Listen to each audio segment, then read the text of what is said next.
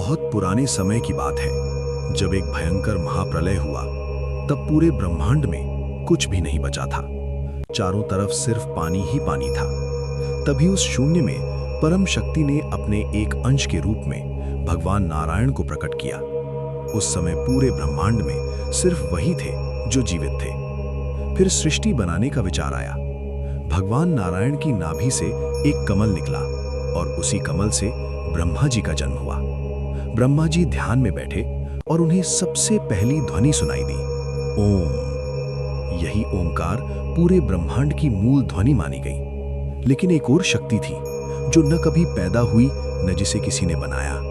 वो थे भगवान शिव, जिनका न आदि है न अंत, जो हर जगह है, हर कण में मौजूद है। शिव पुराण में भगवान शिव को ही परब्रह्म सच्चिदानंद स्वरूप कहा गया है। शिव पुराण क्या है?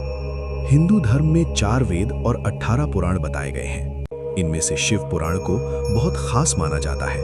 कहा जाता है कि इसे खुद भगवान शिव ने बताया और बाद में महर्षि व्यास ने इसे लोगों के लिए सरल बनाया। ये कोई साधारण ग्रंथ नहीं है।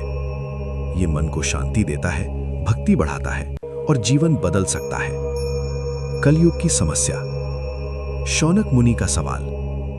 एक बार जंगल में बैठे शौनक मुनि ने सूत जी से पूछा, आज का इंसान इतना परेशान क्यों है? ज्ञान होने के बाद भी समझ क्यों नहीं है? भक्ति करने के बाद भी मन शांत क्यों नहीं होता? उन्होंने कहा, कलयुग में लोग स्वार्थी हो जाएंगे, रिश्तों में प्यार खत्म हो जाएगा, लोग पैसे के लिए कुछ भी करेंगे, सही इंसान डर में रहेगा और गलत इंसान निडर होगा। फिर उन्होंने पूछा, ऐसा कौन सा आसान उपाय है जिससे इंसान का मन शुद्ध हो जाए और उसे भगवान शिव मिल जाए? सूत जी मुस्कुराए और बोले, तुम्हारा सवाल बहुत महान है, क्योंकि जिस इंसान के मन में ऐसे सवाल आते हैं वही सही रास्ता ढूंढता है। उन्होंने कहा, शिव पुराण ही इसका सबसे आसान उपाय है। इसे सुनने से मन अपने आप शांत हो जाता है, पाप धीरे धीरे खत्म होने लगते हैं। देवराज की कहानी। पापी भी बच सकता है। एक ब्राह्मण था देवराज, लेकिन वो बहुत पापी था। लोगों को धोखा देता था, गलत काम करता था, धर्म से दूर था। एक दिन वो एक शिव मंदिर में गया।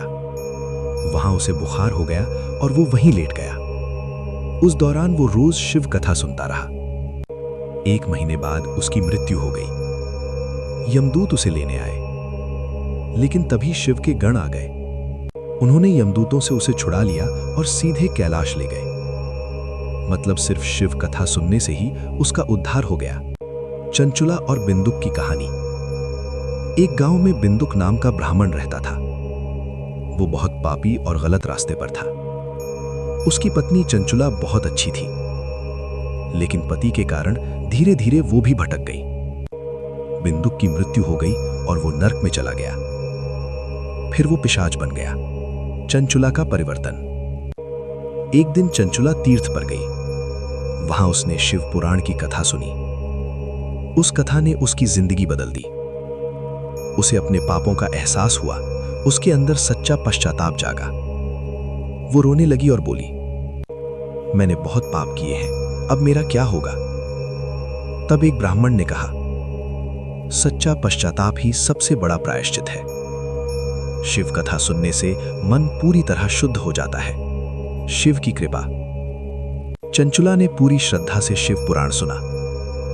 धीरे धीरे उसका मन शुद्ध हो गया। जब उसकी मृत्यु हुई तो भगवान शिव के दूत आए। उसे दिव्य विमान में बैठाकर कैलाश ले गए।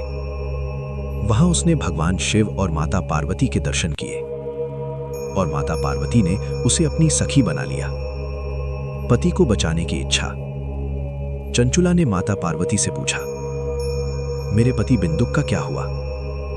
पार्वती जी ने बताया, वो पिशाच बना हुआ है, अपने पापों की सजा भुगत रहा है। चंचुला ने विनती की, कृपा करके मेरे पति का भी उद्धार कर दीजिए। समाधान। पार्वती जी ने कहा, अगर वो शिव पुराण की कथा सुनेगा तो उसका भी उद्धार हो जाएगा।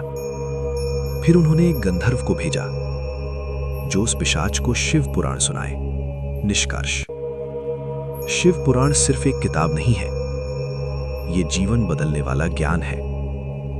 पापी भी सुधर सकता है, मन शांत हो सकता है और अंत में मोक्ष मिल सकता है।